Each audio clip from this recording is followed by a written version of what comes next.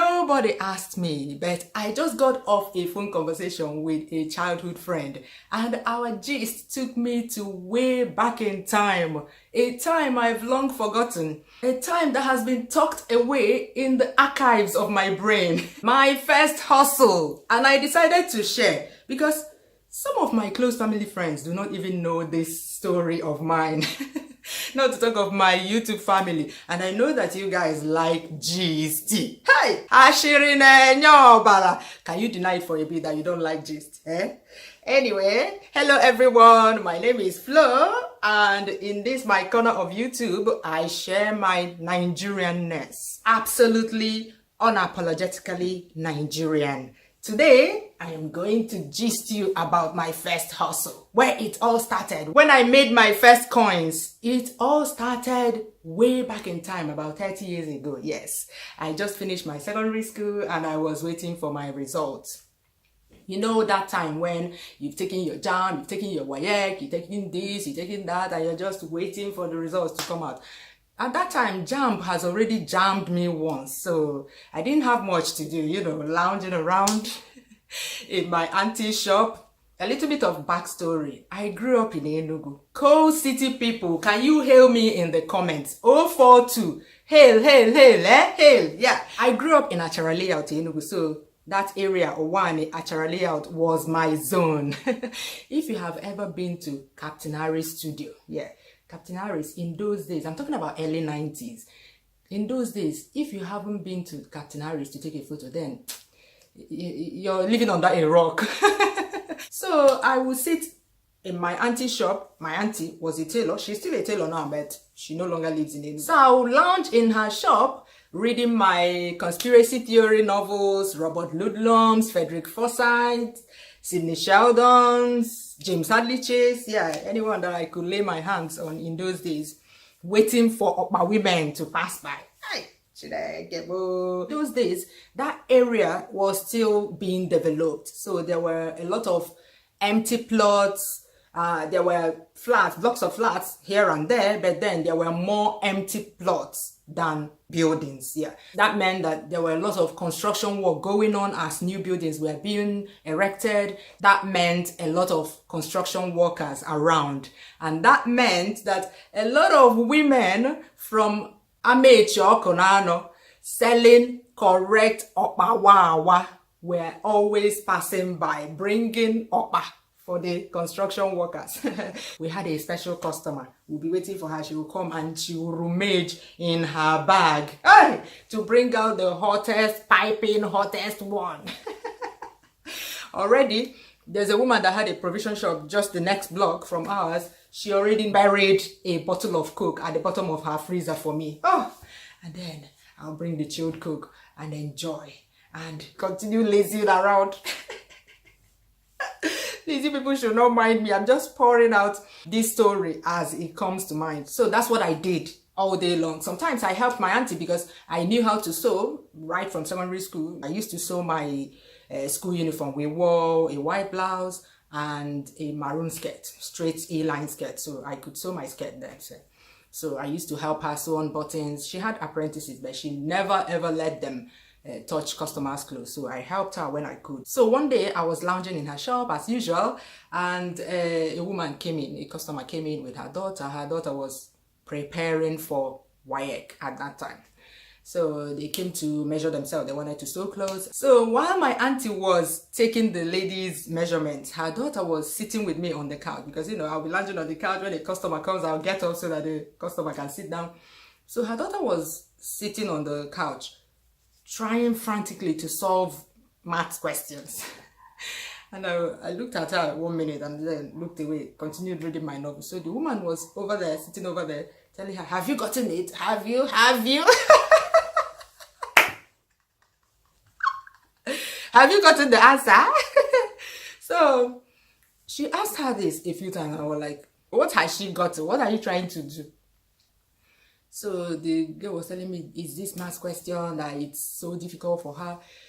And maths is my best subject, at least O-level maths. It's the kind of subject that when you woke me up in those days, I would solve it without having to do anything. I hate theoretical things. maths and physics were my best subjects. Even I was a science student, but I hated chemistry and biology because chemistry was a little bit in between, but biology, I hated it. I just ready to pass it. Yeah, I prefer that everything is subjected to equations. I hate theory. I hate long trenchy, long notebooks, big textbooks that you read and memorize. I don't, with lots of scientific names. No, I don't like that. Just give me maths and I solve it for you. Give me physics practicals. I love it. So I took it from her. This is kind of maths, you know, the kind of maths known as word problems, where they tell you a long story and then you have to form equations with the numbers they give you in the question. That's one of my favorite maths to solve. So I took it from her, read it, showed her how to do it, and explained a few more for her, and she understood it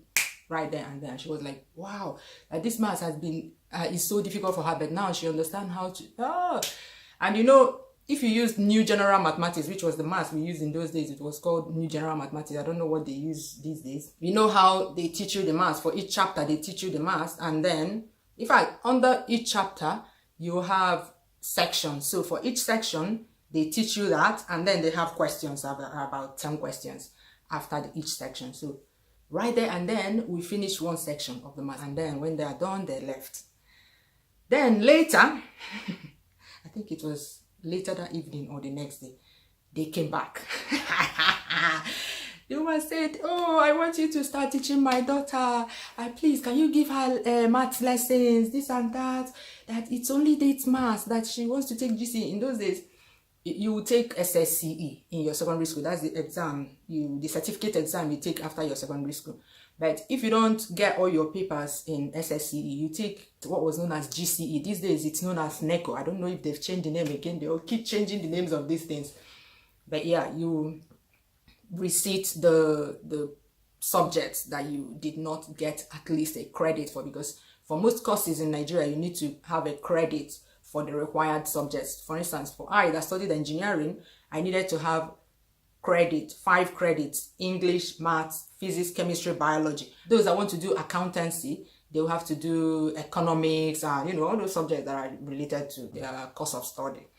So she needed maths for the course she was going to study, and she didn't get an AC in it. So she needed to receipt it and get a minimum of AC. So I thought about all the time that I will invest in teaching someone who will be eating my okpa for me, who will be reading my novels for me. No, I said, no, please, you people should leave me alone. I just got off of 6 years or 12 years of education. I'm just resting now, getting ready for another 5 years of education. Please, you people should leave me alone. I didn't like, it wasn't a good idea to me at all.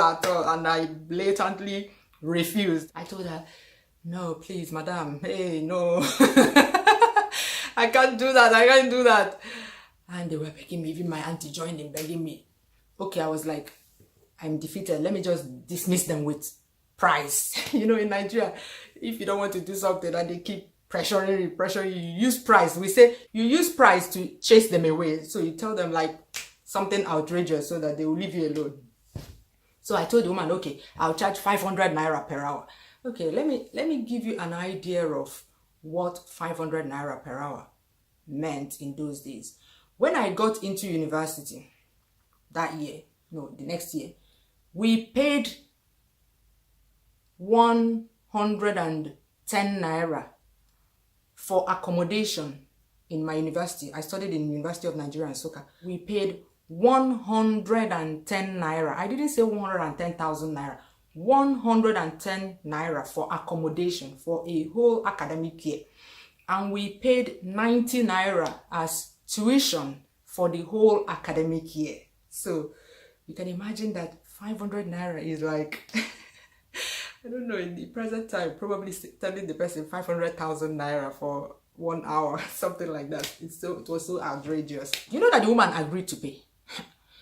She agreed to pay. She said they will pay. That this girl needs to enter school. Hey, I was saying, oh, Barry.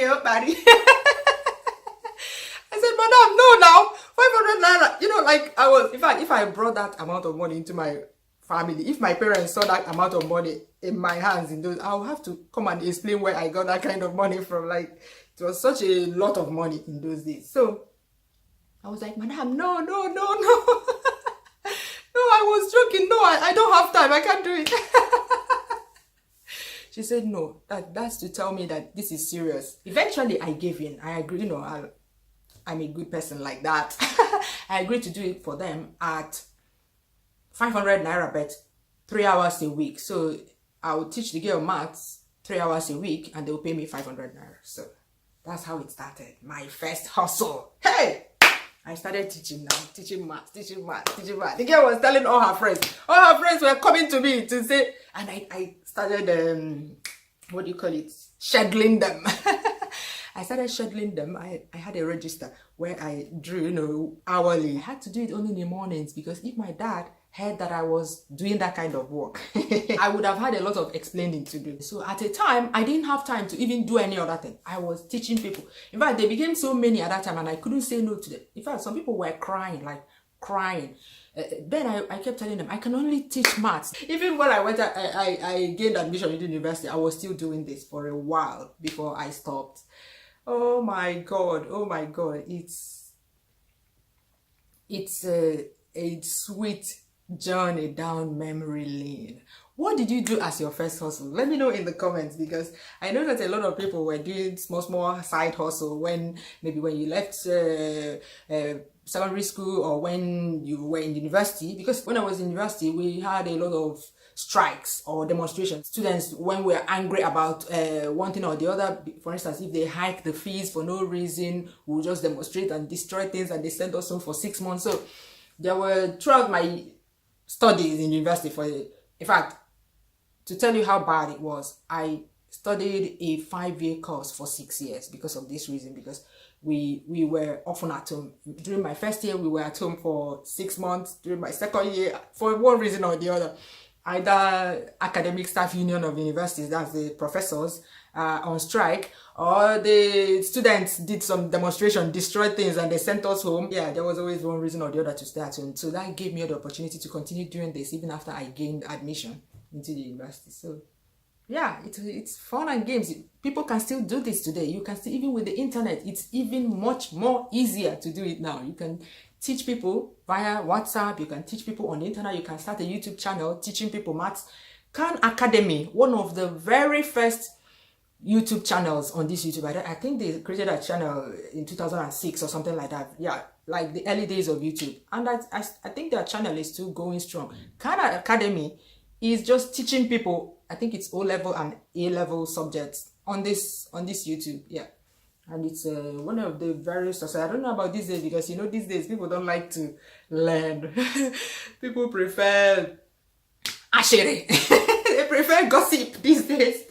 So educational things don't do well as they used to do in the early days of YouTube. But yeah, you can teach people these days.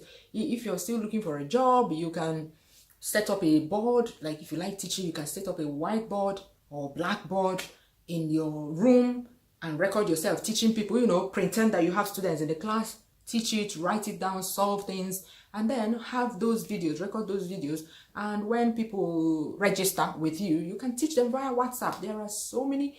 It's an income generator. I'm telling you, I made a lot of money. In fact, when I gained admission, I told my parents, don't worry about the box, all those initial things that people need to do, bed sheets, pillowcases, buckets, and provisions that you need to buy when you're going back to school for the first time. I told them, don't worry, I made some money. My auntie was my witness to the source of my income, because then you would have explained where you got all that money from.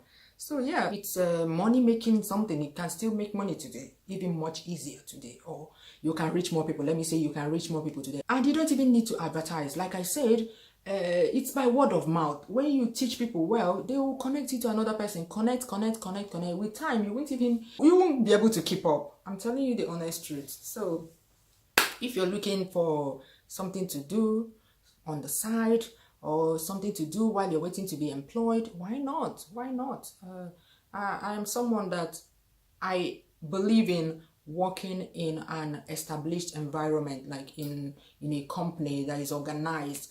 You learn a lot. They have rules to follow. They have the way they work. They have attitude to work. They will help you improve your attitude to work, how you relate with people. Like, you learn a lot from all the courses. There are a lot of invaluable courses, managerial courses that I have attended while working for established companies that I will never trade for anything. Yeah.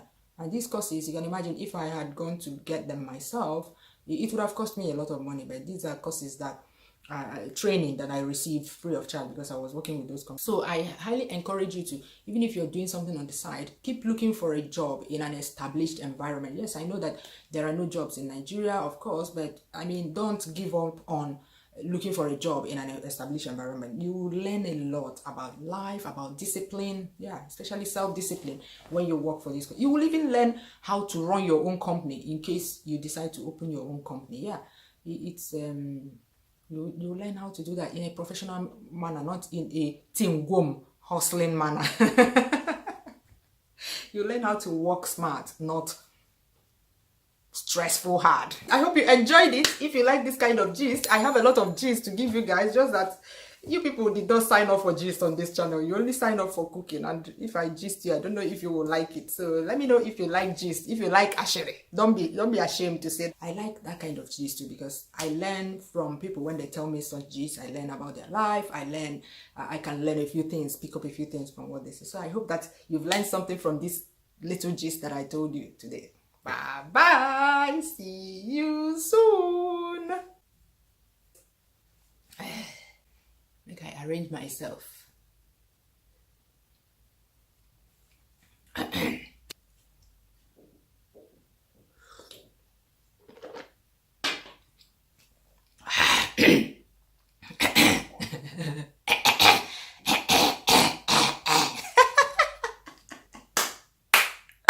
YouTube live. Yes.